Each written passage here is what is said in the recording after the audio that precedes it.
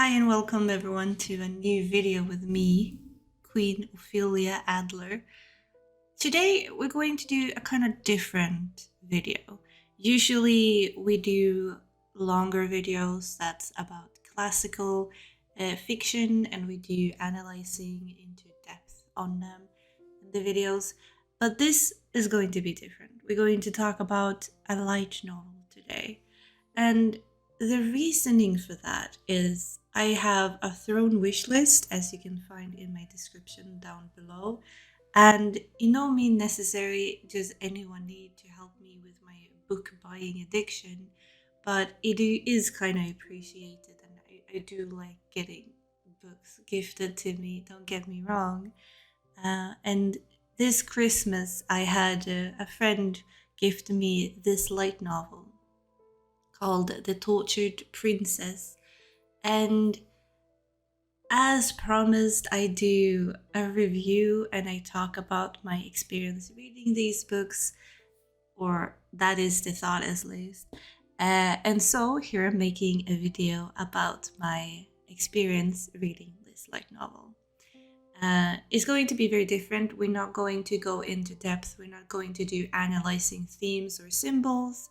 I'm just going to tell you the summary and the review. It's going to be spoiler free, as well as I'm going to talk about what I thought about the book. Another thing that's going to be different is that usually I only have spoken about books that I myself actually enjoyed.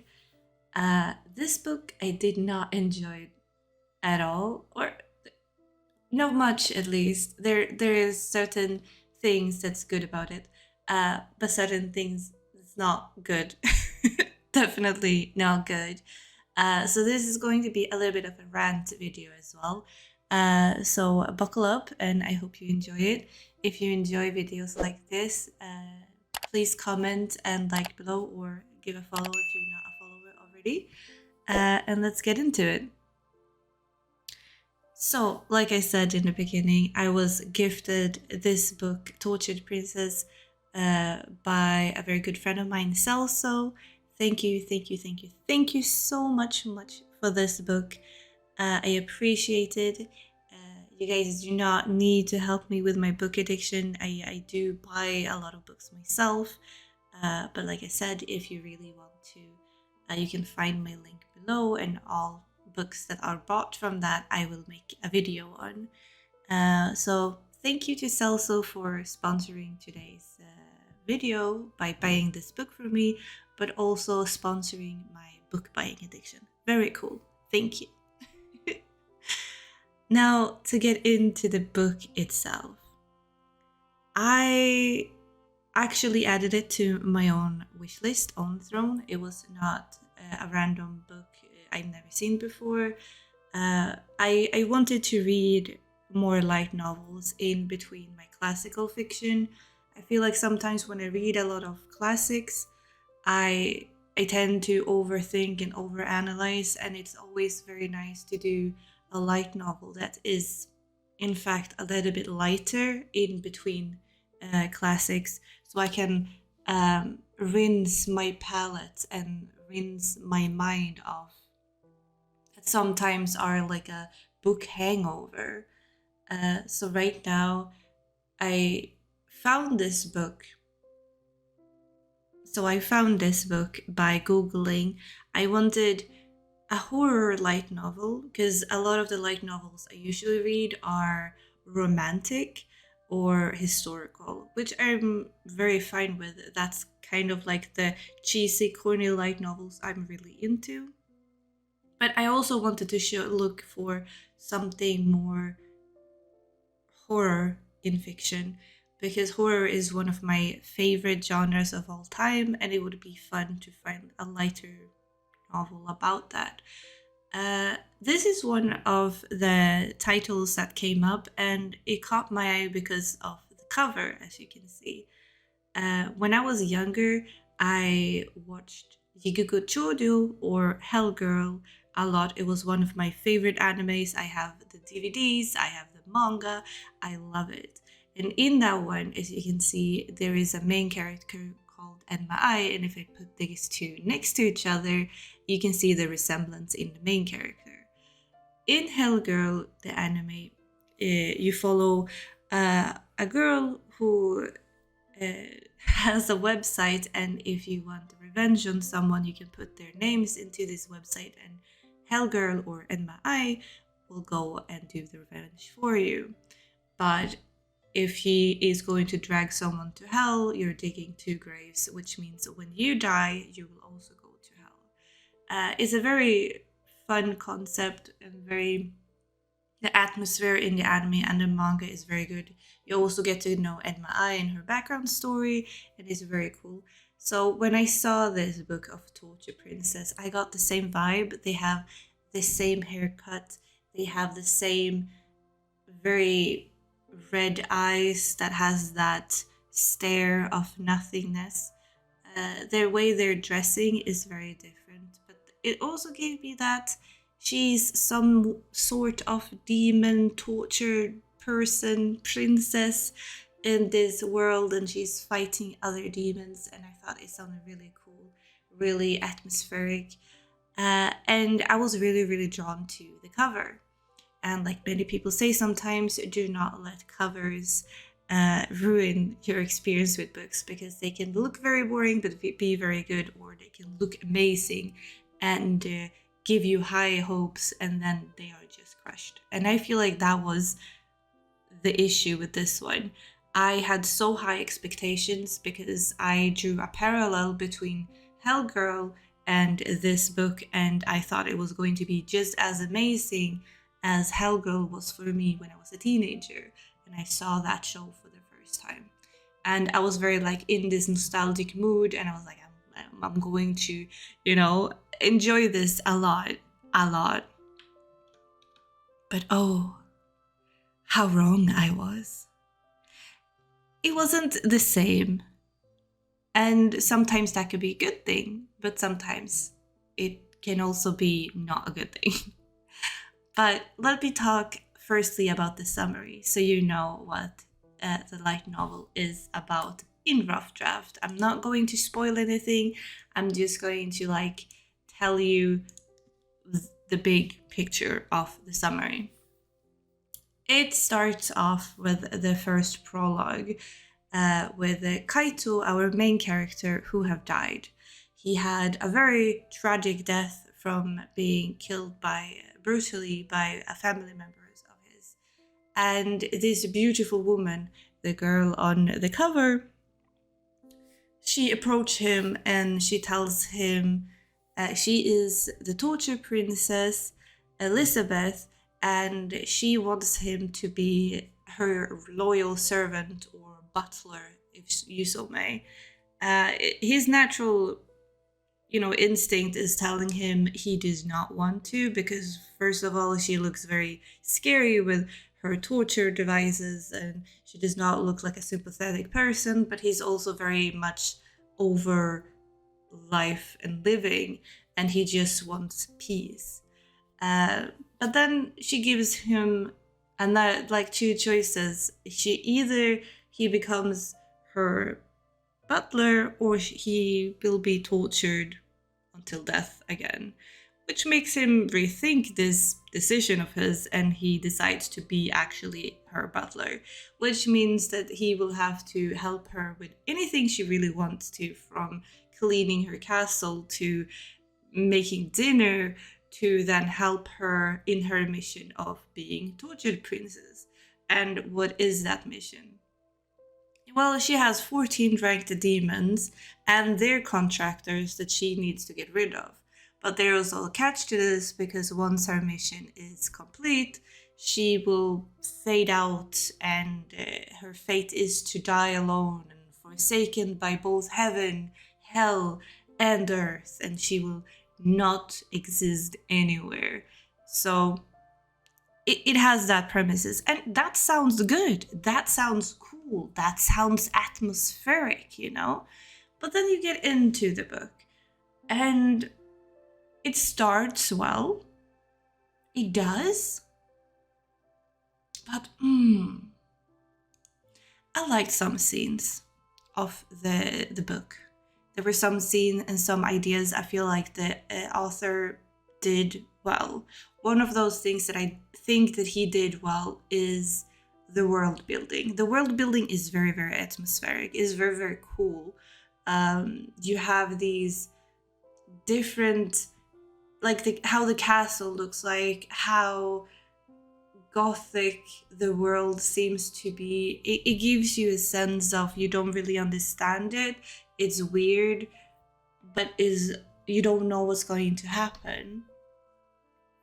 And the world building is just cool. Like the demons look cool. But then the author decides to throw in things and throw things at us over and over and over again, which just makes it silly and funny and weird at times. Because sometimes when you try too hard, you can tell you're trying too hard. Sometimes you just need a story to be and let it be atmospheric. You don't need to be an edgelord and just throw cool things in our faces and tell us, look how cool this is, look how cool this is. Because we get it. It is cool. You don't have to push more and more things at us, because that will just make it feel cringy and cliche and like you're trying too hard. Because that's the main thing that I felt and took away from this light novel. It felt like if I would have been 14, 15 and I wrote my first novel, which I did maybe at a younger age, I was very into, like I said, Hellgirl and other very edgy horror animes at that time. I did write very cringy, edgy stories as well, but those are things that will never see the light of day because, like I said, they are cringy. And when you read them, it's very hard to read them because you just feel like, goddamn, I knew nothing about the world and actual pain, but here I am talking about, stuff I have no idea about. And that's how I felt about this. I felt like the author can't be older than 14, is a very edgy kid, and he wants to show off all these torture devices that he have heard about, and he's going to shove it down your throat, and he's going to make it super cringy. And it didn't speak to me. It just gave me that vibe of edgy anime lover who's trying to be really cool and dramatic, and everyone is just like, that's cringy, bro. Maybe stop that. Because every sentence and all the dialogues, he's forcing the characters to just be these over dramatic people. If you read some classics sometimes, you have the scenes of characters being they're swooning and they're fainting, and it's everything they say is with an exclamation mark. I feel like it's the same here, but in a horror theme. Everything is so overly dramatic, and everything is just so I don't know. I was just rolling my eyes over and over again, and I just felt like, goddamn, why is all the dialogues so cringy, and why are they trying too hard? But the world and the core of the idea of the book was so interesting, but it just needed to be toned down for it to be executed properly. I just feel like the author was just too all over the place, and it was just, let's do this because this is cool and I want everything to be part of it. But we have elements like Executioner Blade, and you have Crimson Petals, and it's a nice touch and everything, but the more you throw into it, you have monsters who have horrific, and they're terrifying, which looks cool, but then some are just monsters that are made from torture devices, which sometimes gets it's a little bit much. I don't know what to think, like, I feel like the aesthetic of the entire book was so good, but you just, sometimes less is more. And I feel like this book is just like a prime example of you're trying too hard, bro. Just strip down some layers and you have a really, really good book here. But at the same time, I feel like the author is doing something I haven't seen in light novels that much. So for that, kudos to you. Like, that's cool. Like, you're doing things that I haven't seen in like a normal isekai before. And that's cool. But it doesn't, but it's not enough to keep me interested. Like, I started reading this light novel in January after I got it for Christmas. And usually a book like this that's a light novel, but it's also not that long, because it's only like 200 pages or something, 250 pages. It would take me one day. It wouldn't take me longer than a day. But I just finished it now. It took me 5 months to get through it because I was so not interested. It's just, it pushes things that would have been atmospheric and cool into like a realm that it just makes it ridiculous and cliche. Like, we have menstrual blood magic circles, we have organ meat meals where like the butler needs to make a good dinner from organs and he don't even know how to cook to begin with. And then you have torture devices that are being used as weapons, and not in a cool way, but more like a ridiculous kind of way that makes no sense. And then you have the over-the-top melodrama. Like, you get tired when you read it because it's just ridiculous in a way. But there are elements that's good to it. But if you would have handled it better, executed the ideas better, this would have been a wonderful series. I would have given it 5 stars. But sadly, I just gave it 2 stars. It's just, it wasn't for me. Some elements were like unique, and I would have, I don't know if I want to read the second volume, because if it took me this long to read the first one, I don't know if I want to continue the series. But some part of me wants to know what's going to happen. Not that I really care that much for the characters or anything like that, but maybe I have this wild idea in my head that maybe the author actually was very young when he wrote the first book, and we can see a digression or a development in the author's way of writing, and he actually matures and the books will get better and better and better. But that could also be a very wishful thinking from my part, and I'm not sure if that's if that's actually what it is. But right now I can safely say this is the worst light novel I've ever read. Sadly. But true. And I'm really, really sorry for Celso who bought this book for me, because when someone else buys a book, I obviously want to love it. I want to be, appreciative. And I'm appreciative to the fact that, I got to read it because it was on my wish list and my TBR to read. And of course, I was gifted a book, so for that, I am very, very thankful. But I also feel like after reading it, I feel like I wasted time. And that's a sad feeling to have. But if this is something that you would be interested in reading, I do recommend it to you, because my thoughts and my experience from this is, of course, mine. It doesn't mean that you will not enjoy it. Doesn't mean that you will not find this amazing.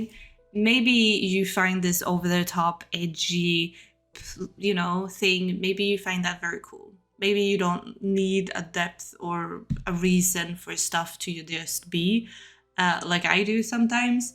And if that's the case, pick this up. It is the perfect book for you. If you get disappointed from reading this and you feel like, God damn, this is the worst thing I've ever read, I told you so. Okay, I told you so. But yeah, this is the video. Thank you everyone so much for stopping by, and thank you again, Celso, for sponsoring me with this book and giving me 5 months of horrible reading. Thank you everyone. And if you like this video, please leave a like and comment down below. Bye.